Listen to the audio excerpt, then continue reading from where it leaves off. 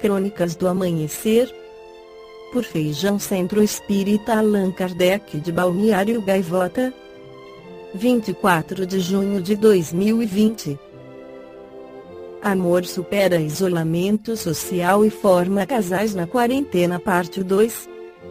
A quarentena do novo coronavírus impôs várias limitações para a vida cotidiana, mas não foi capaz de impedir a formação de novos casais que acabaram se aproximando neste período de incertezas e angústia. Esse é o caso de Pedro Bravini e Tamires de Souza. Os dois passaram a virada do ano em São Paulo, mas o caminho deles acabou se cruzando mesmo no dia 2 de janeiro em São José dos Campos, onde moram. Depois do primeiro encontro, eles passaram a frequentar bar e balada juntos, mas não tinham dado rótulo para o relacionamento. A atualização do status no Facebook aconteceu só durante a pandemia. Não teve um pedido, a gente se deu conta e falou que estava namorando, contou Pedro. Eu ainda estou esperando um pedido formal, cobrou Tamires em tom bem-humorado. Porém, engatar um namoro na pandemia traz algumas dificuldades. Por exemplo, Pedro não pode frequentar a casa da namorada. Moro com os meus pais. Eles estão mais rígidos com o isolamento social, ninguém entra em casa a não ser eu ou meu irmão, relatou a empresária de 30 anos.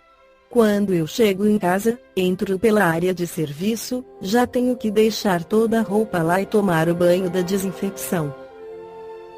No começo, eles pais estavam mais preocupados com o namoro, agora estão mais tranquilos, completou. Tamires ressalta que está em uma certa idade em que os pais não conseguem mais segurar. Apesar disso, ela respeita a decisão e os encontros com o namorado acabam acontecendo na casa dele.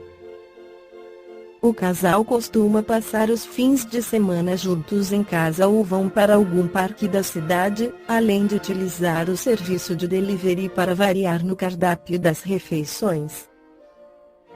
No Livro dos Espíritos, questão 695, Allan Kardec questiona: será contrário à lei da natureza o casamento, isto é, a união permanente de dois seres? É um progresso na marcha da humanidade?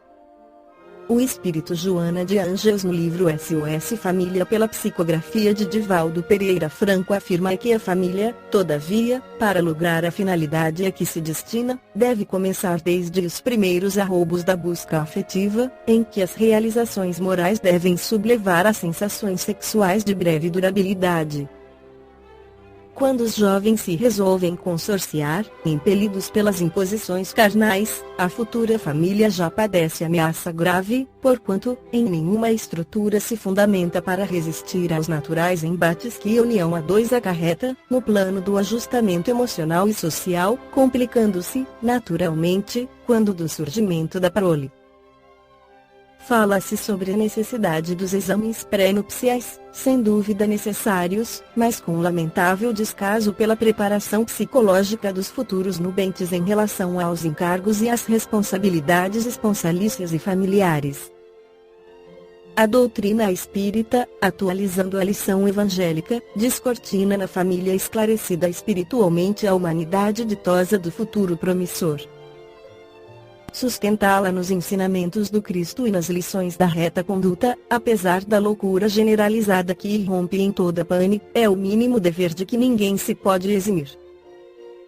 O lar, no entanto, não pode ser configurado como a edificação material, capaz de oferecer segurança e paz aos que aí se resguardam. A casa são argamassa, os tijolos, a cobertura, os alicerces e os móveis, enquanto o lar são renúncia e a dedicação, o silêncio e o zelo que se permitem àqueles que se vinculam pela eleição afetiva ou através do impositivo consanguíneo, decorrente da união.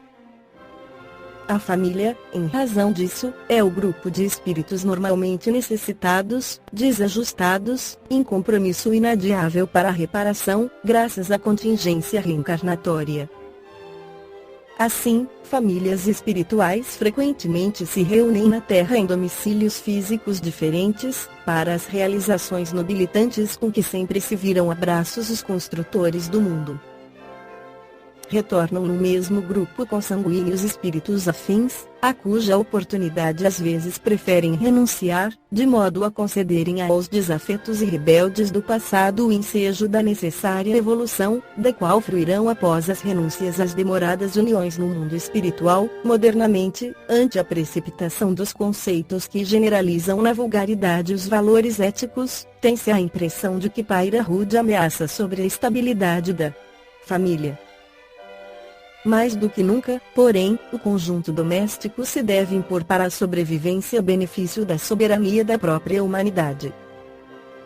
A família é mais do que o resultante genético, são os ideais, os sonhos, os anelos, as lutas e árduas tarefas, os sofrimentos e as aspirações, as tradições morais elevadas que se cimentam nos liames da concessão divina, no mesmo grupo doméstico onde medram as nobres expressões da elevação espiritual na terra.